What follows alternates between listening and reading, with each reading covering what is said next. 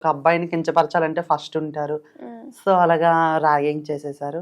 ఇంకా అలా second day వచ్చేసరికి కొంచెం ఇంకా ఎక్కువైపోయింది. ఎక్కువయ్యే కొద్దీ ఇంకా సూసైడ్ అటెంప్ట్ చేద్దామని అనుకున్నా కాలేజ్లో. ఓకే.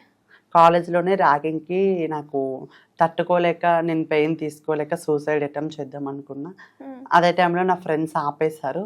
సో అక్కడ ఒక్క ఫ్రెండ్కి కాస్త ఒక 10 మంది ఫ్రెండ్స్కి తెలిసిపోయింది. సో అదేంటి నెక్స్ట్ డే ఇంకా నెక్స్ట్ డే మా విలేజ్ వాళ్ళకి తెలిసిపోయింది. ఇంకా విలేజ్ మొత్తం టామ్ ఇంకా అప్పటి వరకు జస్ట్ డౌట్ పడుతుండేవారు. డౌట్ పడుతూ ఉండేటోళ్ళు. సో నేను అబ్బాయిలా బయటికి వెళ్ళేదాన్ని కాదు, కాలేజ్లోనే ఉండేదాన్ని.